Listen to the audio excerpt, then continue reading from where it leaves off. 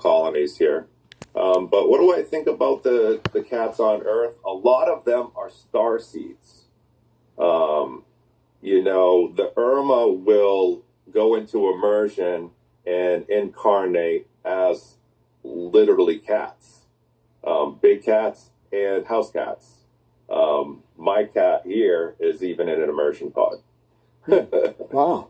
Well, what can you tell us about the galactic history and how races came to Earth?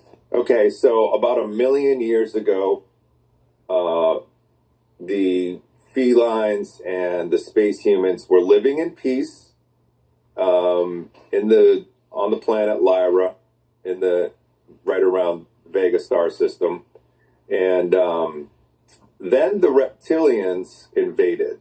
Uh-oh. And there's a lot of different theories about how the reptilians invaded, if they came from a different timeline or whatever. But they started a war, and all of the races that were living in peace didn't know war, so we didn't know how to protect ourselves. Now, ain't that something? He said all the races that was living in peace didn't know war. Can you imagine that, kid? I believe that probably was, I don't know, man. I be wondering, because when I came down this joint as a baby, I was all loving, man. You know what I'm saying? Just all love, love, love, love, love. And I realized I was in a hey world. I'm like, damn. So you got to adapt to that world. If you don't, you're going to get devoured. The adversary, be sober, be vigilant, for your adversary is like a roaring lion seeking whom he may devour. So the reptilians came in with all of this technology and just blew the hell out of everything.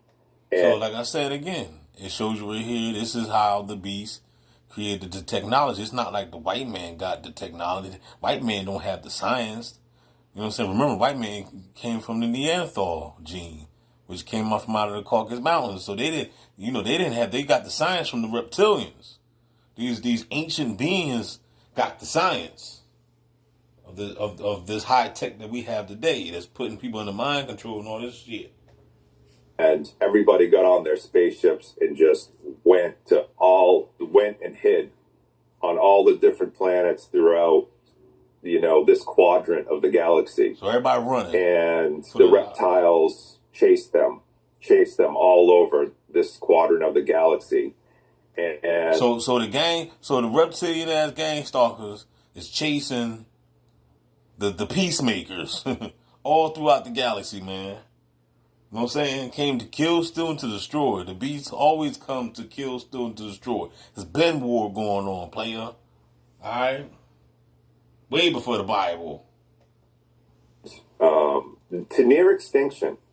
And then we, got together and developed the Galactic Federation and organized and, developed weapons and technology and stuff to defend ourselves, and then went to war with the reptilians and eventually landed on this planet.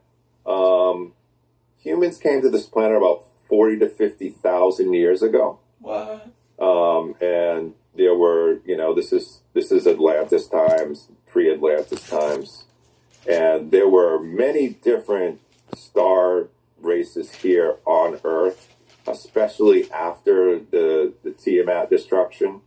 But see, your preacher man is not allowed to go that far. They got to go as far as just Adam and Eve. You know what I'm saying? And y'all thinking that creation started there, but y'all been punked. The asteroid belt right now used to be a planet, and that planet was called Tiamat. It was a big watery planet. And the solar system 12,500 years ago was changed around. It's not the way that it was, that it is right now. And so the reptilians put some sort of a decoy on Tiamat in order to draw the Federation to it.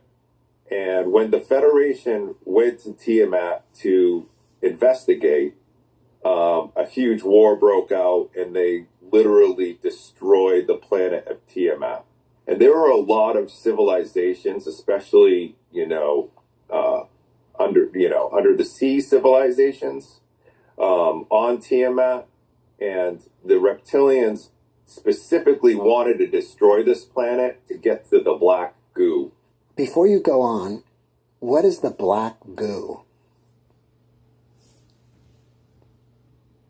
Cracks in the fissures of the crust and creates oil, but then it crystallizes and then it creates the black goo. There's some sort of a chemical transition that happens to become like a hydrocarbon. So the black goo is very positive. It's the lifeblood of a planet, but it can become negative when a planet is destroyed. And that's why the reptilians specifically wanted to destroy Tiamat, was to infuse the black goo with all of the trauma, because the black goo has semi-etheric states. It exists and has in the astral as well. So it's connected to all of the souls on the planet. So if all of the souls on the planet go through some horrible, catastrophe, the black goo is infused, it becomes negative. Well, when the planet was destroyed, the water from Tiamat, and this is how the Great Flood happened, the water broke through and landed on Venus and on Earth, and the water and the black goo landed on Earth and made deposits there. And the governments have been mining this black goo and extracting it for certain secret space programs and stuff like that. But that's how the black goo becomes negative, and it's used for a variety of nefarious dealings. Are the reptilians still around? Oh, yeah. They're not only around, but they're in every corner and every compartmentalized corner. They have their fingers into everything. Are the reptilians also called the Draco? They are called the Draco, and now the Alpha Draco are the most dominant reptilian species. They're the dragons, like literal dragons, space dragons. And we're talking about very real, physical beings here. We're not just talking about, etheric beings or light beings or whatever. Mythological beings. There are good Alpha Dracos and there are negative Alpha Dracos. The good ones are keeping the bad ones in check. But then there's a bunch of subspecies as well. They're still around. The reason I asked is because some of my guests will say there are good reptilians and some are bad. So you would agree with that then? Absolutely, 100%. What is the best way for a person to learn how to astral travel? The best way for a person to learn to astral travel would be a lot of research, a lot of meditation. It actually has to do with changing your perceptual agreements.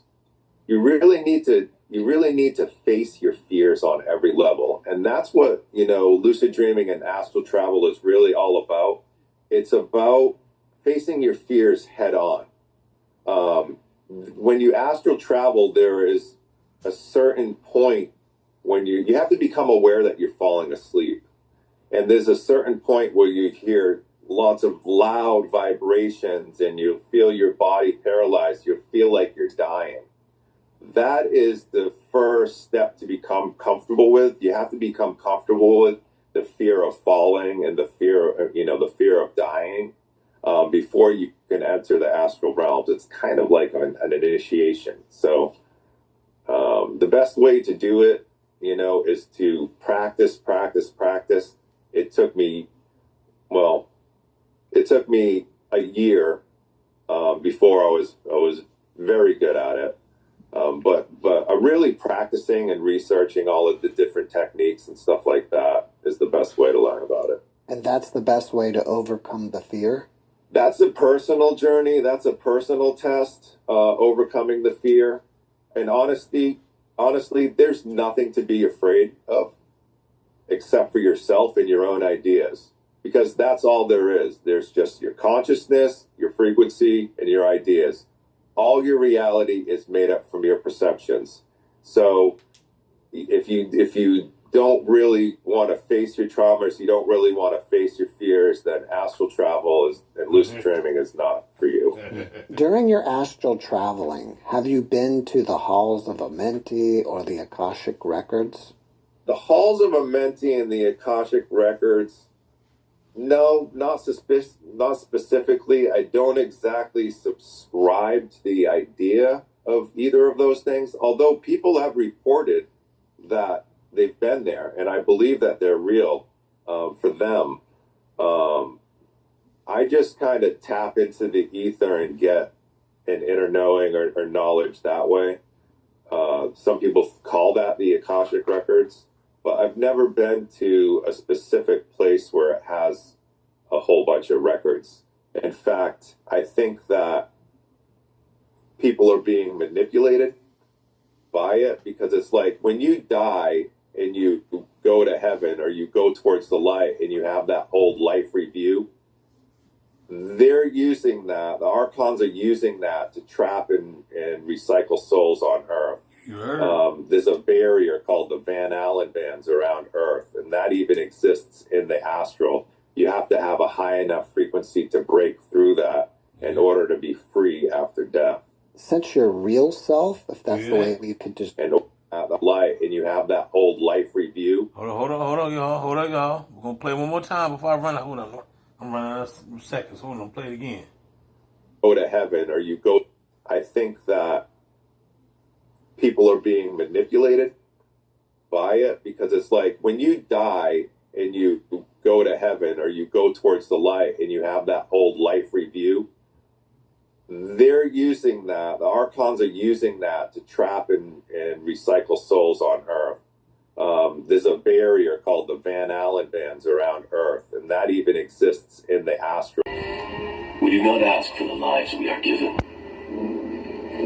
but each of us has the right to defend that life.